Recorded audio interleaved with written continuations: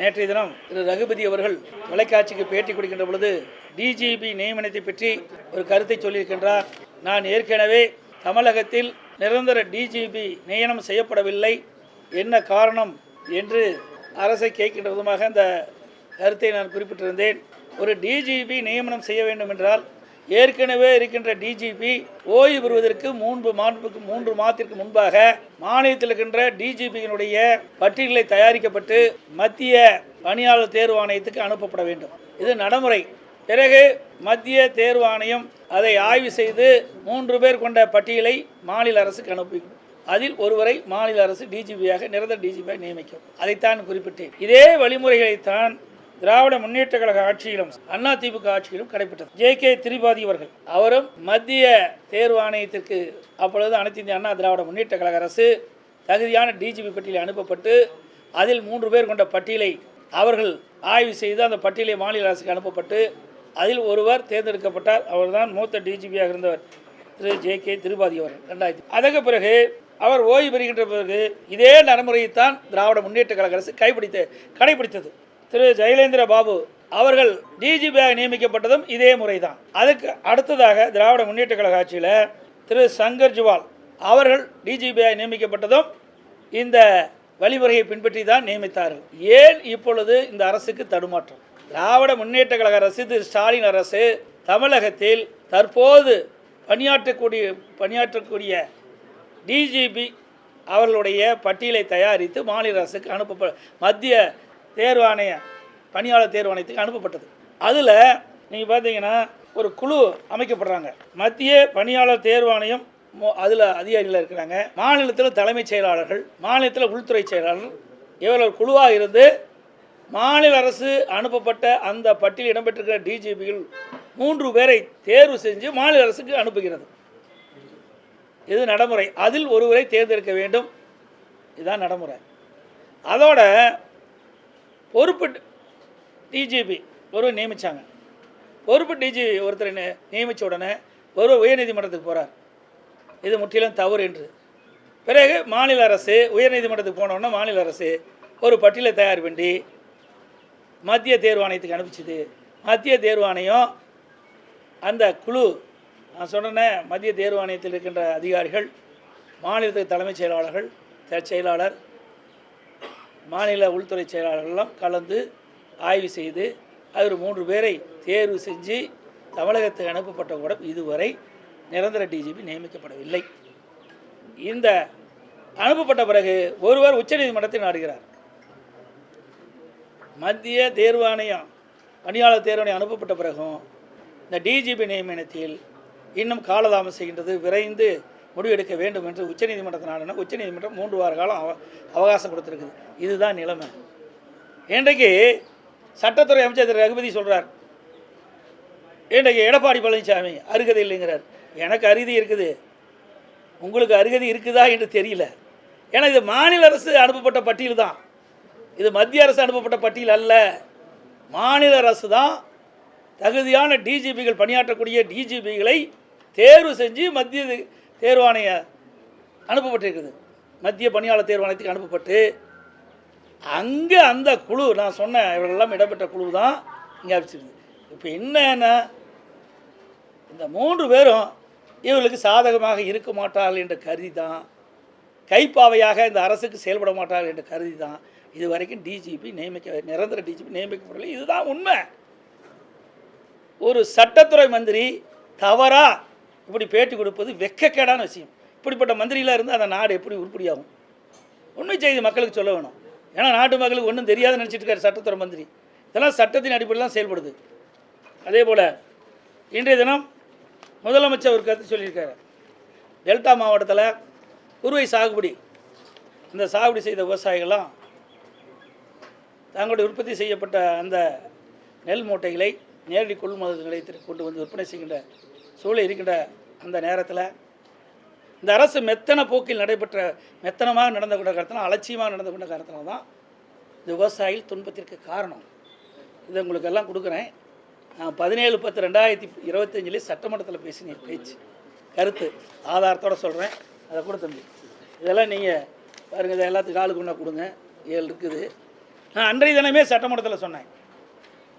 இன்றைக்கு ஏற்கனவே விவசாயிகளுக்கு அரசாங்கத்துக்கு, ஏன்னா ஒரு திறமையான அரசாங்கமாக தெரியும், இதுதான் பொம்மை முதலமைச்சர் ஆளுகிறாங்களே தமிழ்நாட்டை.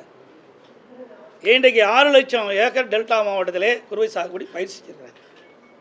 அந்த 6 லட்சம் சாகுபடி செய்யப்பட்ட அந்த நிலத்தில் குறுவை சாகுபடி விளைச்சல் எவ்வளோ இருக்குது என்று அதிகாரிகளுக்கு தெரியும். அப்படி இருக்கின்ற பொழுது முன்கூட்டியே திட்டமிட்டு விவசாயிகள் அறுவடை செய்ய விவசாயிகள் உற்பத்தி செய்யப்பட்ட நெல்லை நேரடி நெல் கொள்முதல் கொண்டு வந்தவுடன் உடனடியாக அதை நேரடியாக கொள்முதல் செய்யப்பட்டிருந்தால் அந்த பிரச்சனை வந்திருக்காது, தொடர் மழையில் நனைஞ்சிருக்காது. ஆனால் இந்த அரசு முறையாக விவசாயிகள் கொண்டு வந்த நெல்லை கொள்முதல் செய்யலை. அதனால தான் விவசாயி பாதிக்கப்பட்டாங்க. முழுக்க இந்த விடியா திமுக அரசுடைய அலட்சியத்தால் தான் இன்றைக்கு விவசாயிகள் பாதிக்கப்பட்டிருக்காங்க. இந்த பாதிப்புக்கு உள்ளாயிருக்க மாட்டாங்க, யாரையும் கெஞ்ச வேண்டிய அவசியம் கிடையாது. நான் ஏற்கனவே சட்டமன்றத்தில் தெளிவாக பேசியிருக்கிறேன். அதுக்கு பிறகாவது இவர் நடவடிக்கை எடுத்திருந்தாலும் அதுவும் எடுக்கலை. இன்றைக்கு 15 நான் நேரடியாக விவசாயிகளை போய் அந்த விவசாயிகளை சந்தித்து அவளுக்கு என்ன பிரச்சனை என்று அவள் நேரடியாக விசாரிக்கின்ற பொழுது அவள் விவசாயிகள் சொன்னாங்க, உங்களுடைய பத்திரிகையாளர் ஊடக நபர்கள் அத்தனை என்னோடய வந்தாங்க, எல்லா பத்திரிகையும் ஊடகமும் எல்லாம் என்னோட தான் வந்தாங்க, எல்லாம் செய்தியெல்லாம் சேகரித்தாங்க. அப்படி விவசாயிகள் சொன்னாங்க, 15 நாட்களாக நான் நேரடி நெல் கொள்முதல் நிலையத்தில் கொள்முதல் செய்யலை. ஏற்கனவே கொள்முதல் செய்யப்பட்ட அந்த நெல்லெல்லாம் நேரடி கொள்முதல் நிலையத்தில் அடுக்கி வச்சுருக்குது. அதையும் அங்கிருந்து கொள்முதல் நிலையத்திலேருந்து குடோனுக்கு எடுத்து செல்லலை. அதனால் நேரடி கொள்முதல் செய்யப்படலை. அதோடு தேவையான அளவுக்கு எடை போடுகின்ற ஆட்கள் நியமிக்கலை. போதுமான அளவுக்கு அந்த நெல் மூட்டைகள்லாம் கொண்டு செல்வதற்கு லாரிகள் அமர்த்தப்படலை. ஏன்னா லாரிகள்லாம் நாங்கள் இது விசாரிக்கும் போது எங்களுக்கு டீசலுக்கு கூட பணம் கொடுக்க மாட்டேங்கிறாங்க. ஏற்கனவே எங்களுக்கு நாங்கள் நெல் மூட்டைகளை எடுத்து சென்றதுக்கு அந்த வாடகையெல்லாம் பாக்கி இருக்குது, டீசலுக்கு கூட பணம் கொடுக்கல. இன்னும் நேரடியாக எல்லா தொலைக்காட்சியிலையுமே திறந்த எல்லா தொலைக்காட்சியும் இதை படம் பிடிச்சாங்க, சேகரித்தாங்க. இதுதான் உண்மை நிலை. அப்படி 15 நாட்கள் தொடர்ந்து விவசாயிகள் கொண்டு வரப்பட்ட அந்த நெல் மூட்டைகளை கொள்முதல் செய்யப்பட்டிருந்தால் தொடர் மழையில் அந்த நெல்மணிகள் நனைந்து முளைத்திருக்காது, விவசாயிகள் பாதிக்கப்பட்டிருக்க மாட்டாங்க. இந்த பாதிப்புக்குள்ளானது இந்த அரசாங்கம் கவனக்குறைவு, அலட்சியம். அதனால் விவசாயிகள் இன்றைக்கு கடுமையாக பாதிக்கப்பட்டுட்டாங்க. அதோட திராவிட முன்னேற்ற கழகம் ஆட்சி பொறுப்பேற்றது 4 ஆண்டு காலமாக இந்த குறுவை சாகுபடி செய்த விவசாயிகளுக்கு பயிர் காப்பீட்டு திட்டத்தில் இடம்பெற சரியில்லை. 2 வருஷத்துக்கு முன்பு வீரவசனம் பேசுகிறார் திரு ஸ்டாலின், நேரம் மேட்டூருக்கு வந்து நானும் டெல்டாக்காரன் அப்படின்னு வீரவசனம் பேசி தண்ணீர் திறந்து விட்டார். ஆனால் இறுதியில் நெல் விளைச்சலுக்கு வருகின்ற ஒரு 20 நாளைக்கு முன்பாக தண்ணீர் இல்லாமல் அந்த குறுவை சாகுபடி செய்த அந்த நெல் பயிர்கள்லாம் காய்ந்து கருகி பெரும் நஷ்டத்துக்குள்ளானாங்க விவசாயிகள். அப்பொழுது பயிர் காப்பீட்டு திட்டத்தில் இந்த குறுவை சாகுபடி செய்த விவசாயிகளை சேர்க்கப்படாத காலத்தில் மிகப்பெரிய இழப்பீடு விவசாயிகள் சந்தித்தாங்க. இப்படி விவசாயிகளுக்கு விரோதமாக செயல்படுகின்ற அரசாங்கம் திராவிட முன்னேற்ற கழக அரசாங்கம்.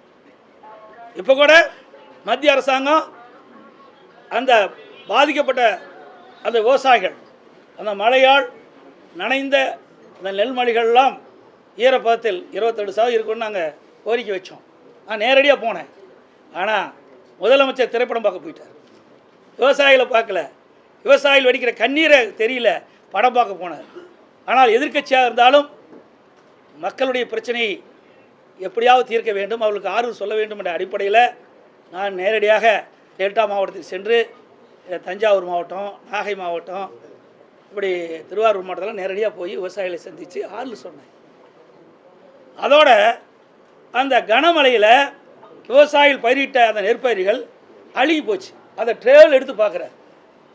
இப்படிப்பட்ட முதலமைச்சர் இந்தியாவில் எங்கேயும் பார்க்கல. போய் நேரடியாக விவசாயிகளை பார்க்க முடியாதா? தான் தனி விமானம் வச்சுருக்கீங்களா? நேரடியாக திருச்சியிலேருந்து 2 மணி நேரத்தில் போய் பார்க்கலாமே. ட்ரெயினில் கொண்டு வந்து அவளுக்கு காட்டுறாங்க. அது என்னென்னு அவருக்கு தெரியாது, அது நெற்பயிராக என்னன்னு தெரியாது. சொன்னால் தான் இந்த முதலமைச்சருக்கு தெரியும். அப்படிப்பட்ட முதலமைச்சர் தான் நாட்டை ஆண்டு கொண்டிருக்கின்றார். இப்போ என்னை பற்றி இன்றைக்கி ட்வீட் விட்டுருக்கார். பச்சை துண்டு போட்ட பழனிசாமிலாம் சொல்லியிருக்காரு. உண்மைதான், நான் விவசாயி தான், உங்களுக்கு எல்லாத்துக்கும் தெரியும், இங்கே இருக்கின்ற ஊடக நபர்கள் அத்தனை பேருக்கும் தெரியும். இன்றைக்கு நேற்றைக்கு இல்லை, நான் என்றைக்கு சட்டமன்ற உறுப்பினர்னா அன்றையிலேருந்து இன்று வரை நான் விவசாயம் தான் பண்ணிகிட்டு இருக்கிறேன். இதில் ஒன்றும் மறைச்சி சொல்ல வேண்டிய அவசியமே இல்லை, தொழிலும் அதுதான். ஆனால் இந்த விவசாயிகளுக்கு துரோகம் செய்த ஒரே கட்சி திமுக கட்சி. திமுக அரசாங்கம் திரு ஸ்டாலின் அவர்கள் துணை முதலமைச்சர் இருந்த காலகட்டத்தில் தான் மீத்தேன் ஹைட்ரோ கார்பனுக்கு புரிந்துணர்வு ஒப்பந்தம் போடுவதற்கு துணை நின்றவர். டெல்டா மாவட்டத்தை பாலைவனமாக்க முயற்சி செய்தவர் இன்றைய முதலமைச்சர்.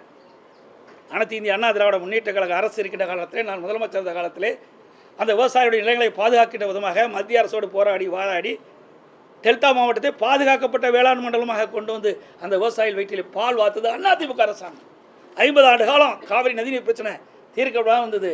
சட்ட போராட்டம் நடத்தி அந்த விவசாயிகளுக்கு ஒவ்வொரு ஆண்டும் கிடைக்க வேண்டிய பங்கு நீர் கிடைக்க செய்ததும் அதிமுக அரசாங்கம். விவசாயிகளுக்கு எப்போதும் ஆதரவாக இருந்த அரசாங்கம் அதிமுக அரசாங்கம். 2 முறை விவசாயிகளுக்கு விவசாய தொடக்க வேளாண் கூட்டு கடன் சங்கத்திலே வாங்கிய பயிர்க்கடன் 2 முறை நாங்கள் தள்ளுபடி செஞ்சுருக்கிறோம். அதே போல் எப்பொழுதெல்லாம் இயற்கை சீற்றத்தில் விவசாயிகள் பாதிக்கப்பட்டாங்களோ அப்பொழுதெல்லாம் ஓடோடி விவசாயிகளை சந்தித்து அந்த பயிர்களெல்லாம் பாதிக்கப்பட்ட பயிர்களெல்லாம் கணக்கிட்டு வறட்சியிலும் வறட்சி நிவாரணம் கொடுத்த ஒரே அரசாங்கம் அதிமுக அரசாங்கம். 2248 கோடி சுமார் கொடுத்துருக்குறோம். அது மட்டும் இல்லை, ஒரே ஆண்டில் 2 முறை இந்த விவசாயிகள் நெற்பயிர் பாதிக்கப்பட்ட பொழுது 2 முறையும் நாங்கள் இழப்பீட்டு தொகை விவசாயிகள் கொடுத்துருக்குறோம். இது அதிமுக ஆட்சியுடைய சாதனை. அது பொறுத்து கொள்ள முடியல. இன்றைக்கு விவசாயிகள் இந்த அரசு மீது கொந்தளிப்பாக இருக்கின்றார்கள். அதனால் இன்றைக்கு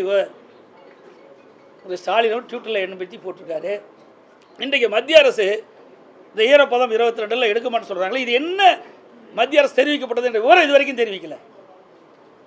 இது வரைக்கும் தெரிஞ்சதான் நாங்கள் அதுக்குண்டான பதில் சொல்ல முடியும். என்ன காரணத்துக்கு நிராகரித்தார்கள் அதை சொல்ல வேணும்ல. அப்போ தான் விவசாயி தெரிஞ்சவங்க எதிர்க்கட்சி தெரிஞ்சுக்க முடியும், அரசாங்கத்துக்கு அது தெரியும். இன்னொன்று, துணை முதலமைச்சர் வேக வேகமாக தஞ்சாவூர் போனார், டெல்டா மாவட்டத்தை சுற்றி பார்க்கணும். பரவாயில்ல, இன்றைக்கு விவசாயிகளுக்கு ஏதாவது ஒரு நிவாரணம் கிடைக்கும் அப்படின்னு நாங்களும் நினச்சிருந்தோம். அங்கே போய் விவசாயிகள்லாம் பார்க்கல. ரயில் நிலையத்துக்கு போனார்.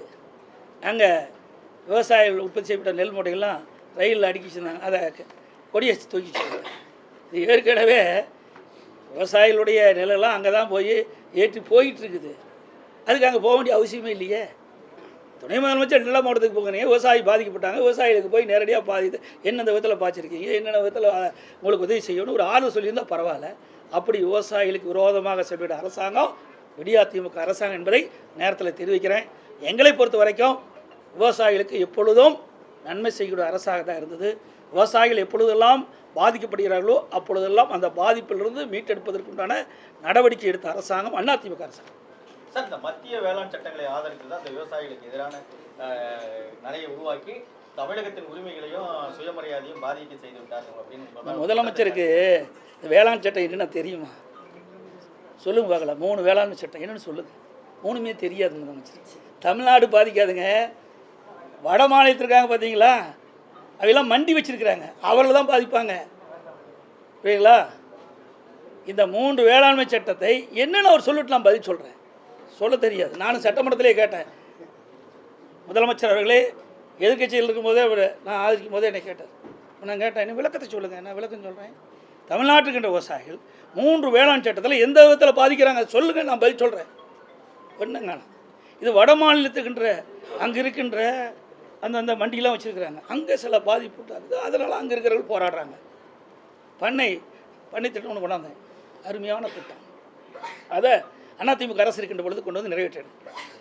அதாவது விவசாயிகள் உற்பத்தி செய்கிறாங்க, காய்கறிகளை உற்பத்தி செய்கிறாங்க. இன்றைக்கி நம்முடைய மேச்சேரி பகுதி, நம்முடைய ஓமலூர் பகுதியெல்லாம் தக்காளி அதிகம் விளைக்கிறாங்க. பார்த்திங்கன்னா ஒரு காலகட்டத்தில் விலையே இல்லாமல் விலை வீழ்ச்சி ஆகிடுது. 5 ரூபா 10 ரூபாய்க்கு வந்துடுது. பொறிக்கிற கூலி கூட அதை இந்த தக்காளி செடியிலிருந்து பறிக்கிற கூலி கூட நமக்கு கிடைக்காது. ஆக அப்படிப்பட்ட நிலையில் விவசாயிகள் விலை வீழ்ச்சியிலிருந்து மீட்டெடுக்க வேண்டும் என்பதற்காக அது ஒரு திட்டத்தை நான் கொண்டாந்தேன். விவசாயிகளுக்கும் அந்த வியாபாரிகளுக்கும் ஒரு இடையில் ஒரு ஒப்பந்தம் போட்டு அந்த ஒப்பந்தத்தின்படி அவர்கள் அந்த விவசாயிகளுக்கு அந்த ஒரு ரேட் இன்றைக்கி வந்தீங்கன்னா ஒரு 3 மாதம் இன்றைக்கி தக்காளி பயிரிடுறீங்க, அப்போ வந்து அவர் வியாபாரி வந்து வேளாண்மை துறை கமர்ஷியல் டிபார்ட்மெண்ட் இருக்குது, அதில் பதிவு செஞ்சு அந்த விவசாயிகள் வந்து அந்த வியாபாரிகள் வந்து விவசாயிகள் நாடி அவர்களும் பதிவு செய்வாங்க. அங்கே வேளாண்மை துறைகள் அதுக்கு மீடியேட்டர் இருப்பாங்க. பதிவு செஞ்ச பிறகு அப்போது 3 மாதம் கழித்து தக்காளி வருகின்ற பொழுது ஒரு குறிப்பிட்ட ஒரு தக்காளி 1 கிலோ 40 ரூபாய்னா அந்த தக்காளி 40 ரூபாய்னு விலை நிச்சயிக்கணும்னு போட்டிருப்பாங்க. ஒப்பந்தம் போட்டிருப்பாங்க. தக்காளி 20 ரூபாய்க்கு விற்றா 40 ரூபா கொடுப்பாங்க. அப்போ விவசாயிகளுக்கு ஒரு நிரந்தரமான விலை கிடைக்கும். அப்போது 40 ரூபாய்க்கு மேலே கிட்டத்தட்ட 60 ரூபா வந்துன்னு வச்சுக்கோங்க. 60 ரூபாய்க்கு மேலே போனால் ஒரு குறிப்பிட்ட லாபத்தொகை விவசாயி கொடுக்க வேணும். இதில் என்ன தவறு இருக்குது? அதை ரத்து பண்ணிட்டார் இந்த விவசாயியை காக்கக்கூடிய முதலமைச்சர். சட்டமன்றத்தில் நான் கொண்டாந்து நிறைவேற்றணுங்க பண்ணை ஒப்பந்த திட்டம் நான் நினைக்கிறேன். இதெல்லாம் எதுக்கு சொல்கிறேன்னா, இந்த இன்னும் சொல்கிறேன், இதில் சில திட்டங்கள் விவசாயிகள் உற்பத்தி செய்யப்பட்ட பொருளை இந்தியாவில் எங்கே விட்டு போனாலும் விற்கலாம். அது ஒன்று, அந்த 3 இல்லை. இன்னொன்று, விவசாயிகள் உற்பத்தி செய்யப்பட்ட பொருளை நமக்கெல்லாம் மார்க்கெட்டிங் கமிட்டி இருக்குது. அந்த மார்க்கெட்டிங் கமிட்டியில் கொண்டாந்து விற்பனை செஞ்சால் தான் செஸ் 1% வசூல் பண்ணுவோம். இப்போ என்ன இருக்குதுன்னா, நம்ம தமிழ்நாட்டில் வெளியில் இன்றைக்கி சேலத்தில் இருக்குது மார்க்கெட் கமிட்டிக்கு இருக்குது, ஆத்தூரில் இருக்குது. இன்றைக்கி இந்த ஒரு ஏரியா பிரிச்சுருக்காங்க சேலத்தில். அதில் அந்த ஏரியாவுக்கு சம்மந்தப்பட்ட ஏரியாவில் போய் வியாபாரிகள் அங்கே போய் அந்த பொருளை வாங்கினாலும், விவசாயிகள் உற்பத்தி செய்த பொருள் வாங்கினாலும் 1% செஸ் கட்ட வேணும். ஆனால் மத்திய அரசு இப்போ கொண்டு வந்த சட்டத்தில் அதை வாங்கக்கூடாது. அங்கே மண்டிக்கு, அதாவது அங்கே மார்க்கெட்டிங் கமிட்டி கொண்டு வந்து அங்கே விற்பனை செஞ்சால் தான் 1% செஸ் வாங்கணும். வெளியில் அதுக்கு சம்மந்தப்பட்ட ஏரியாக்குள்ளே எங்கே போய் வியாபாரிகள் விவசாயத்தை வாங்கினாலும் அந்த 1% வாங்கக்கூடாது. இதில் எந்த விவசாயி பேச இல்லை. இதில் நீங்கள் ஆதரவு தெரிவித்ததுனால வேளாண் சட்டத்துக்கு விவசாயிகள் பிரச்சனையை மத்திய அரசு கேட்க சொல்லி நீங்கள் சொல்லுவீங்களா? நான் சொல்கிறத கேளுங்க. இப்போ விவசாயி, நான் தமிழ்நாட்டு விவசாயி, நான் எங்கே ஆட்சி செய்கிறாங்க தமிழ்நாடு, இங்கே பாதிக்கிறதா நான் பார்க்கணும். இங்கே தான் ஓட்டு போட்டு எனக்கு தேர்ந்தெடுக்கிறாங்க. ஒவ்வொரு மாநிலத்தில் ஒரு பிரச்சனை இருக்குது. இந்த மாநிலத்தில் விவசாயிகள் பாதிக்கிறாங்க. இன்றைக்கி கரும்பு இருக்குது, எப்படி இன்றைக்கி கரும்பு போட்டு தானே எடுக்கிறீங்க, ஒப்பந்தம் போட்டு தானே எடுக்கிறாங்க. இன்றைக்கி விவசாயிகள் அந்த கரண் நடும்போதே நடவு செஞ்சுடுவாங்க. இத்தனை மாதம் கழித்து அந்த கரும்பை வெட்டி எடுத்துகிட்டு போகிறாங்க, ஒப்பந்தம். அது மாதிரி தாங்க. ஆக தமிழ்நாட்டில் எந்த அளவுக்கு எதை கொண்டு வந்தாலும் சரியாக இருக்குது, எதை கொண்டு வந்தாலும் விவசாயிக்கு நன்மை கிடைக்கும், அதை பார்க்க வேணும். இந்த முதலமைச்சர் ஒன்றும் தெரியாது, தெரிஞ்சால் தானே தெரியும். ஏன்னா தலைவாசலில் நமக்கு நாமே திட்டம் கொண்டு வந்தாங்க. கரும்பு தோட்டத்தில் எல்லாம் பார்த்தீங்க, நீங்கள் வெளியிட மாட்டீங்க, இதை கட் பண்ணிடுவீங்கன்னு நினைக்கிறேன். காங்கிரீட் ரோடு போட்டு அந்த ரோட்டில் போய் பார்த்த முதலமைச்சர் தானே அந்த முதலமைச்சர். சொல்ல பார்க்கல. விவசாயத்தை பற்றி அக்கி வேறு ஆணி வேறு எனக்கு தெரியுங்க. நான் கிட்டத்தட்ட 50 ஆண்டு காலம் விவசாய பணியில் ஈடுபட்டுக்கிறேன். சொல்லுங்களா, எல்லாமே அணு நீதியாகவே எனக்கு தெரியும். அதனால் விவசாயிகளை எப்பொழுதுமே அதிமுக ஆட்சியில் பாதிக்கப்பட்டதே கிடையாது. புரிஞ்சுக்கிங்க. அது அம்மா காலத்திலும் சரி, அதிமுக ஆட்சியில்காரது. இதுக்கு பின்னாடி நாங்கள் நல்லா பாருங்கள், எந்தெந்த இடத்துல பாய்ச்சி சொல்லு நாங்கள் விளக்கம் கொடுக்குறோம். இப்போ கூட 22% ஏற்படுங்க. நீங்கள் கேட்டு வாங்கணுங்க. எதிர்கட்சி தான் போய் போராடிக்கிட்டு இருக்குது. இப்போ கூட அதை கூட நிராகரிக்கப்பட்ட காரணத்தை கூட இன்னது வரைக்கும் சொல்லவே மாட்டேங்கிறாங்க. என்ன காரணத்துக்கு நிராகரிக்கப்பட்டதுன்னு வெளியில் வரணும்ல. இதுக்கு முழுக்க காரணம் இந்த அரசாங்கம் தான். உரிய முறையில் விவசாயிகள் உற்பத்தி செய்யப்பட்ட நிலை உடனுக்குடன் கொள்முதல் செய்யப்பட்டிருந்தால் இந்த பிரச்சனையை வந்திருக்காது சார். ஆனால் அன்னைக்கு அங்கேயே சொல்லிட்டு தான் வந்தேன். நாங்கள் எப்பொழுதுமே அது யார் ஆட்சியில் இருந்தாலும் இல்லாவிட்டாலும் அதிமுக கொண்டு ஒரு நல்லா புரிஞ்சுக்கங்க. இவங்க மாதிரி ஜால்ரா போட கட்சி அதிமுக கட்சியில் அதிமுக அரசாங்கம் இல்லை. இதே காவிரி நதிநீர் பிரச்சனை வந்ததுங்க. நான் அடிக்கடி தொலைக்காட்சியில் சொல்லியிருக்கிறேன், பத்திரிகையாளர்கிட்ட சொல்லியிருக்கிறேன். உச்சநீதிமன்றம் ஒரு தீர்ப்பை கொடுத்துட்டது. அந்த தீர்ப்பை நடைமுறைப்படுத்த காலதாமம் செய்யப்பட்டது. அப்போ நாங்கள் பாரதிய ஜனதாவோட அதிமுக கூட்டணி இருந்தது. 22 நாட்கள் நாடாளுமன்றம் ஒத்தி வைக்கப்பட்டது. நல்லா புரிஞ்சுங்க. நீண்டகால பிரச்சனை அது அந்த உச்சநீதிமன்றத்தின் மூலமாக நமக்கு ஒரு தீர்வு காண்கின்ற ஒரு சூழ்நிலை ஏற்படுகின்ற பொழுது அதை முறைப்படுத்த காலதாமம் செய்த காரணத்தில் 22 நாட்கள் நாடாளுமன்றத்தை முடக்கணுங்க. ஒரு நாள் உங்களால் நாடாளுமன்றத்தை முடக்க முடிஞ்சுதா? நீட் பிரச்சனை பேசுனீங்க, போய் நாடாளுமன்றத்தில் பேச முடிஞ்சுதா? பேசுனா நீங்கள் செய்த ஊழல்லாம் வெளியில் பயம், அச்சம். நாடாளுமன்ற உறுப்பினர் இருக்கீங்களா? எப்பொழுது பார்த்தாலும் நாடாளுமன்றத்தில் 100% வெற்றி பெற்ற வேண்டும் மாறி திட்டினா பத்தாது. ஓட்டு போட்ட மக்களுக்கு நன்மை செய்யணும். 39 நாடாளுமன்றம் இருந்து என்ன பிரயோஜனம்?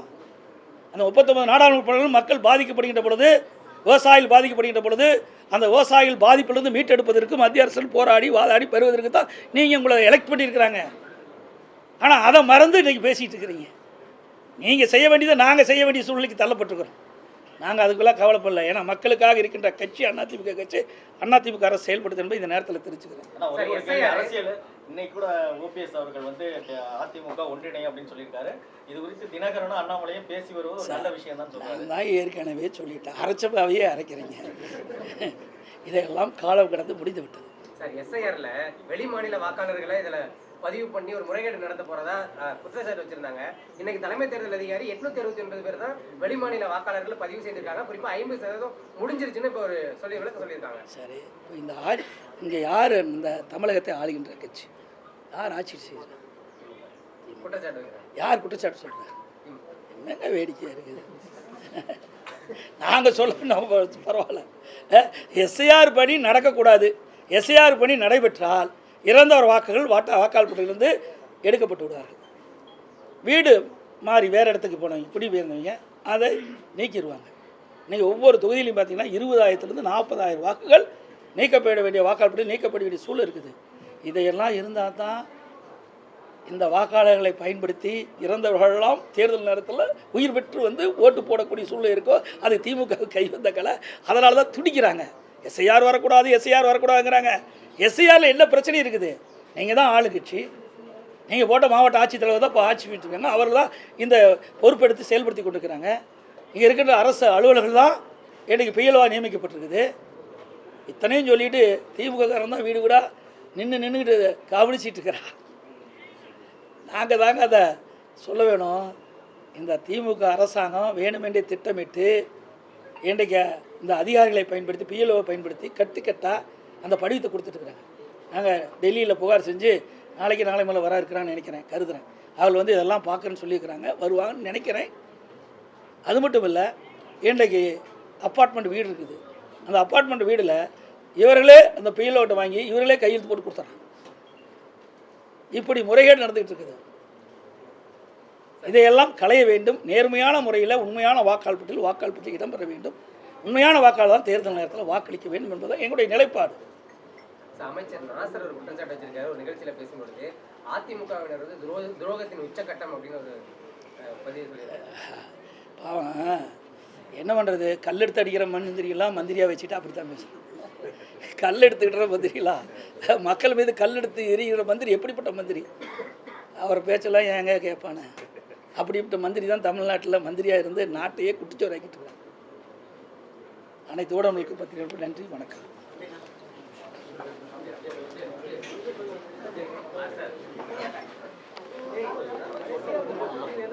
சாப்பிட